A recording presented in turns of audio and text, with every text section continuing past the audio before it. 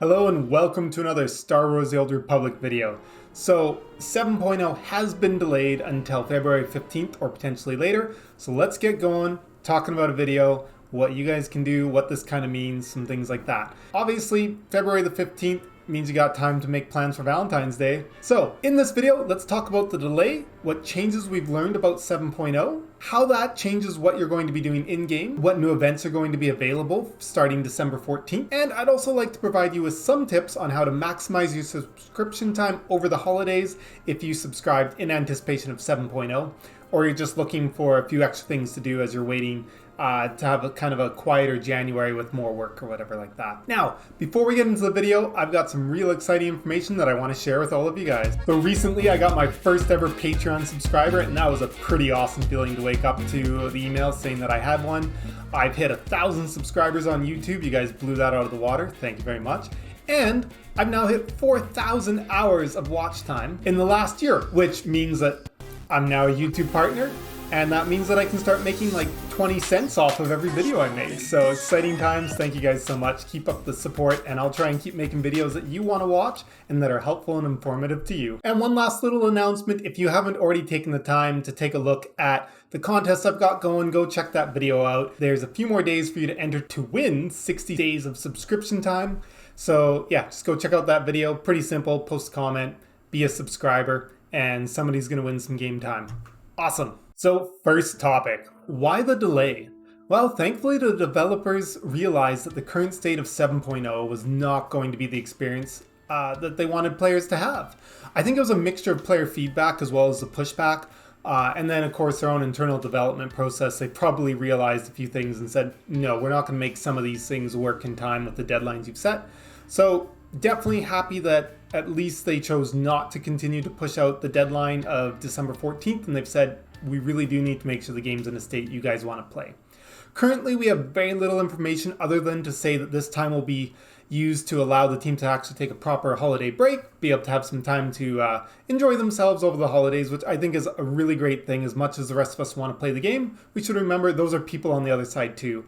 And having holidays is a very important thing, and being able to enjoy that time to rest and recuperate. They're also going to be spending a lot of this time looking for bugs and fixing up features. Generally, most of the stuff is complete, and they just need to flesh out the systems. They need to find things that are going to make it a negative experience. So this delay will also push back other content that was planned. So we're going to have to wait to get the contest screenshot decoration. Galactic Seasons 2 is also being put on hold until 7.0 launches. The new 10-year anniversary items. Turns out that we're actually going to have to wait to get the daily area from Manan until they release it with the new R4 anomaly operation. They made it sound like we were supposed to know that. That was a new one to me, but yeah, so pushing back 7.0 means those other things will get pushed back as well. So on to the next topic. Let's blow through some of the key things about 7.0.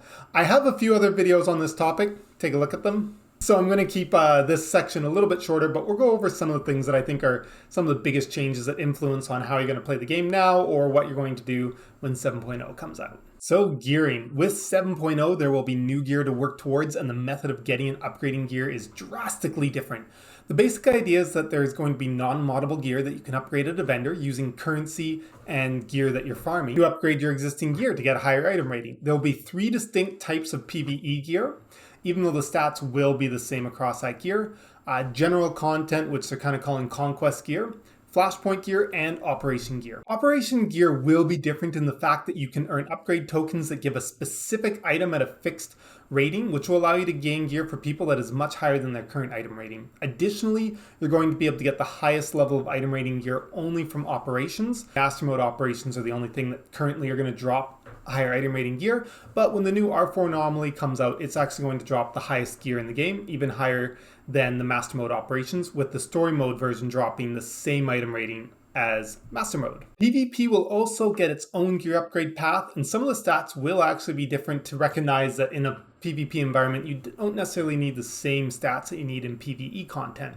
The maximum item rating will be the same for PvP as it's going to be for the Conquest, Flashpoint gear, and the lower levels of operations. Final gearing overall will be vastly simplified for most users in 7.0.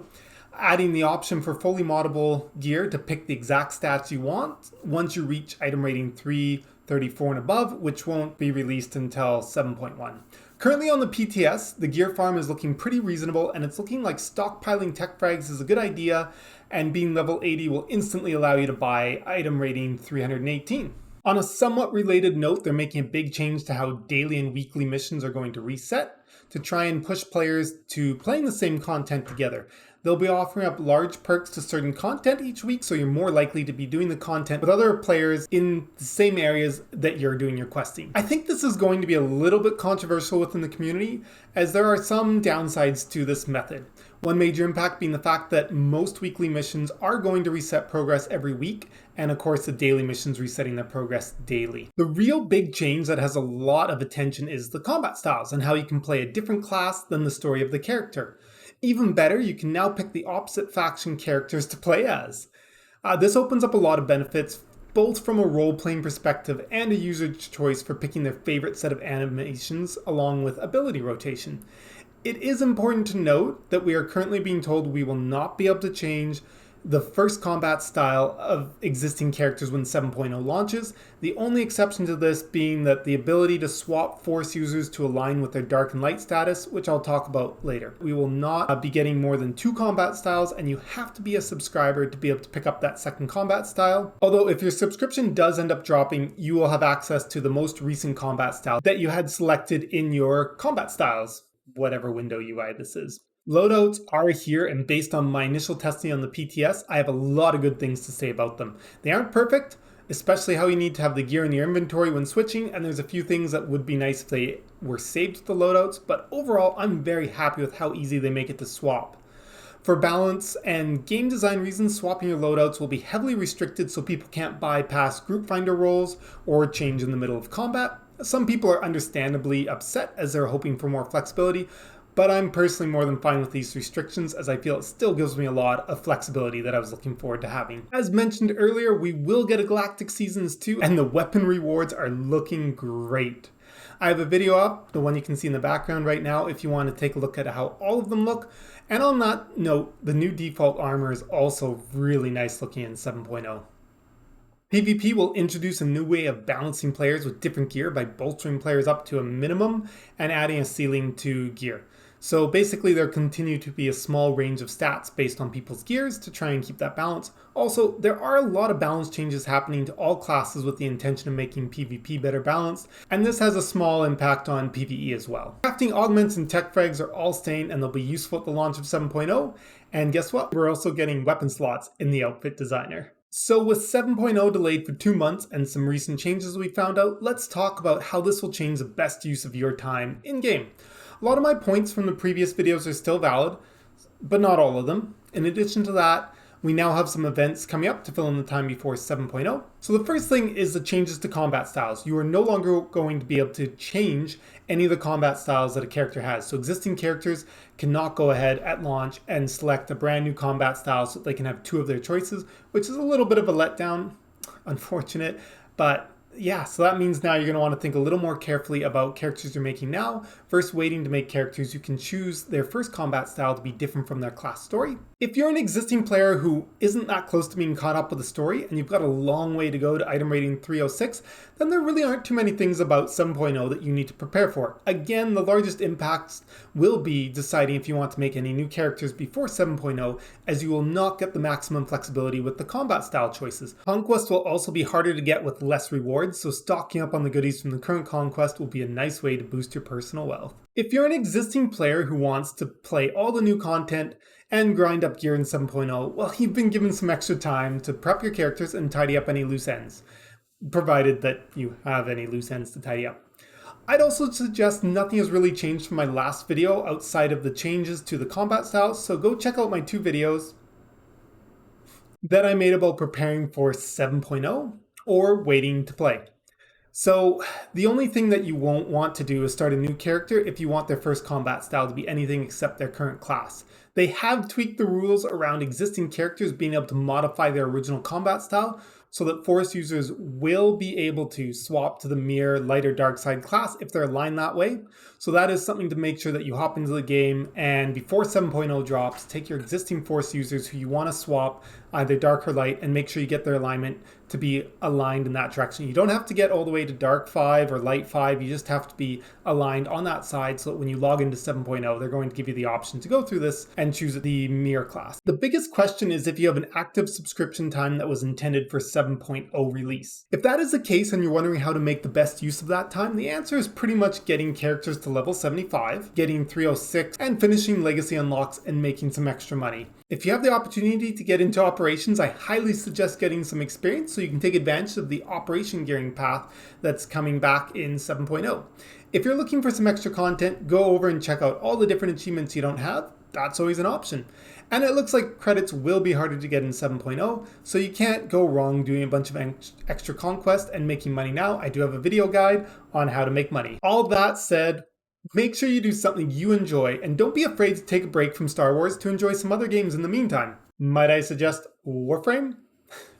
The last category is players who aren't currently subscribed, but plan to subscribe after 7.0 launches. I really don't see any problem with just continuing to be patient and enjoy your other games or focus on different things until the expansion is out. For the most part, the game won't feel crazy different coming back, aside from the changes to combat styles, to prune some of your abilities and have a skill tree system. So you won't have all of the abilities you used to have, and you'll have to pick skill tree perks. As a preferred or free-to-play player, you can still farm some credits since you'll unlock your escrow as soon as you subscribe. You could always play to unlock your class story in the legacy, so your second combat style will be available once you subscribe. Now let's talk about the upcoming content that's going to be replacing the 7.0 update. We've got the Pirate Incursion, Life Day event, and Anniversary vendor are all active on December 14th. Pirate Incursion on Dantooine will only be active for a week, but the Life Day event will be active until January 11th, and the Anniversary vendor will be active all of the coming year with additional updates to the vendor's inventory with 7.0 and potentially more to come.